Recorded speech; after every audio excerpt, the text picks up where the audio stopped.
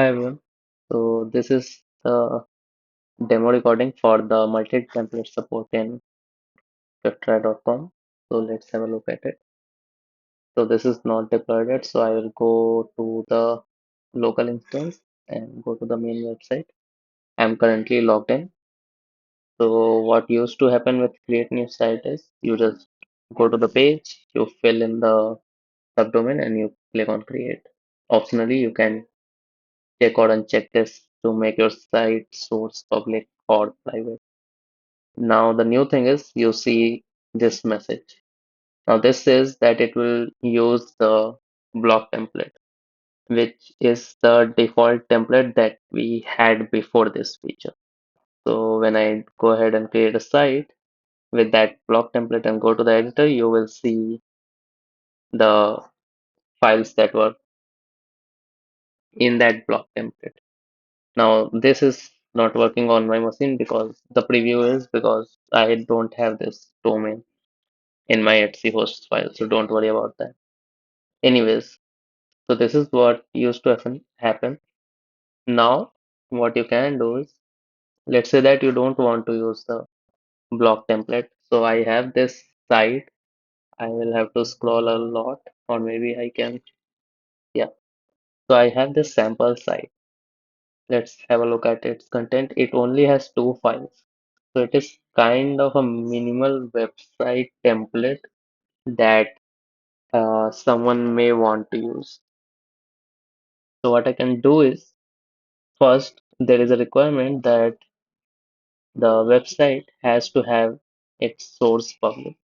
So I can go ahead and check that source is visible to the world, which is it is public, which is great. So what I can do is I can take the slug. So this is the slug. You can copy it from here or from the URL or from anywhere. It is, I think, visible on almost all of the pages. Yeah, even here. So yeah, now that I have copied it, I can go to create a new site and the dirty way to do it is I can pass it that slug, and now the message will say that this site will be created using the slug that the site which matches the slug basically. Now, uh, this is good. This as you might be able to use it with, and you can now use it to take any one website whose source is public and use their slug to create a new website that will have exactly those and that contents. So let me go ahead and show you that when I go to the editor, this newly created website has the same content as the sample site one. So this is basically how we are supporting multi-template support. Sorry, how we are supporting multiple templates uh, in Flipkart.com. This also works inside of an organization. So when I go to the organization and when I uh, pass the sample site, it will say the same thing and I can create the site. So this thing works and I get the contents of sample site. This is great.